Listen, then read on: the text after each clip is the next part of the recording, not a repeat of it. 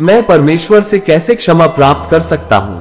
उत्तर, प्रेरितों के काम 13 वचन 38 घोषणा करता है कि इसलिए हे भाइयों, तुम जान लो कि इसी यीशु के द्वारा पापों की क्षमा का समाचार तुम्हें दिया जाता है।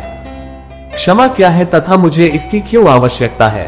शब्द क्षमा का अर्थ तख्ती को पोंछकर साफ करना, माफ करना, उधार को रद्द या निरस्त कर दिया जाना है। जब हम किसी के प्रति कुछ गलत करते हैं तो हम उससे क्षमा प्राप्त करने का प्रयास करते हैं ताकि हमारे संबंध पुनः स्थापित हो जाए।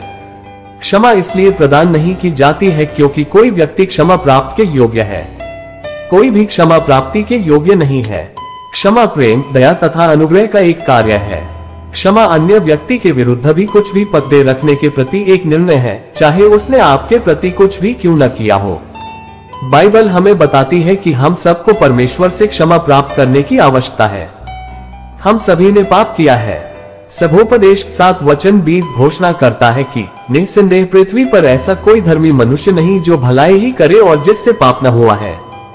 1 यूहन्ना 1 वचन 8 कहता है, यदि हम कहें कि हम में कुछ भी पाप नहीं तो अपने आप को धोखा देते हैं और हम में सत्य नहीं। सारे पाप आखिरकार परमेश्वर के विरुद्ध विद्रोह का एक कार्य है। भजन संहिता 51 वचन 4।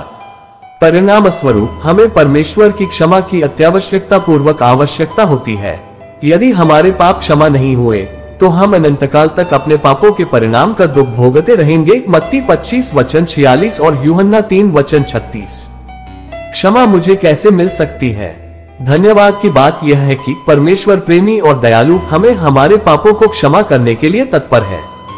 2 पत्रस 3 वचन 9 हमें बताता है कि पर तुम्हारे विषय में धीरज धरता है और नहीं चाहता कि कोई नष्ट हो, वरन यह कि सबको मन फिराव का अवसर मिले। परमेश्वर हमें क्षमा करने की इच्छा रखता है, इसलिए उसने हमारे लिए क्षमा उपलब्ध की है।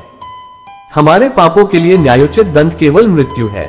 रोमियो 6 वचन 23 का आरंभिक हिस्सा यह बताता है कि क्योंकि पाप की मजदूरी तो मृत्यु है, अनंत मृत्यु ही वह है जिसे हमने अपने पापों के लिए अर्जित किया है। परमेश्वर अपनी पूर्ण योजना के अनुसार मनुष्य यीशु मसीह यूहन्ना 1 वचन 1 और 14 बना। यीशु क्रूस पर उस दंड को लेते हुए मरा जिसके लायक हम थे, अर्थात मृत्यु। 2 कुरिन्थियों 5 वचन 21 हमें शिक्षा देता है कि जो पाप से अज्ञात था उसी को उसने हमारे लिए पाप ठहराया कि हम उसमें होकर परमेश्वर की धार्मिकता बन जाएं। यीशु क्रूस पर उस दंड को लेते हुए मरा जिसके लायक हम थे। परमेश्वर के रूप में यीशु की मृत्यु ने समस्त संसार के पापों के लिए क्षमा का प्रबंध किया।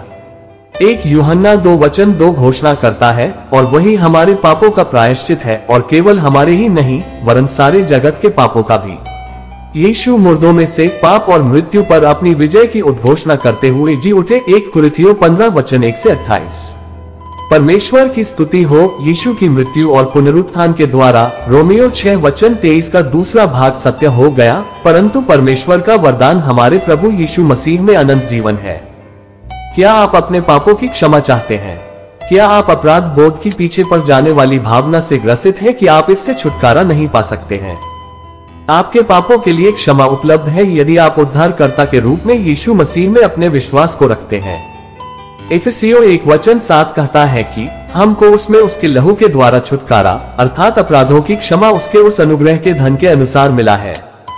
यीशु ने हमारे लिए हमारा कर्ज चुकाया ताकि हम क्षमा प्राप्त कर सकें।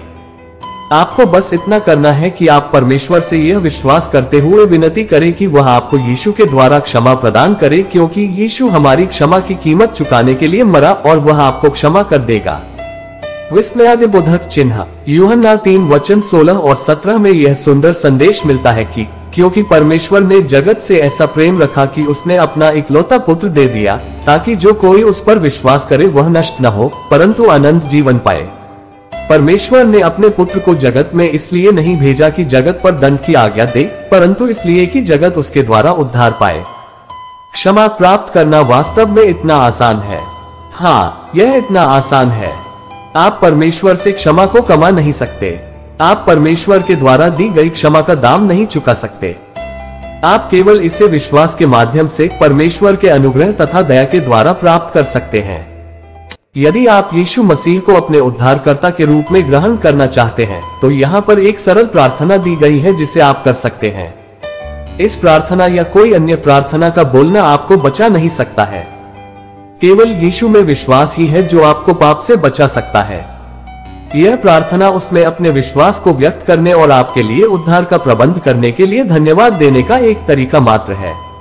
हे परमेश्वर, मैं जानता हूँ कि मैंने आपके विरुद्ध पाप किया है और मैं सजा का पात्र हूँ, परंतु यीशु मसीह ने उस सजा को स्वयं पर ले लिया जिसके योग्य मैं था, ताकि उसमें विश्वास करने के द्वारा मैं क्षमा किया जा सकूं।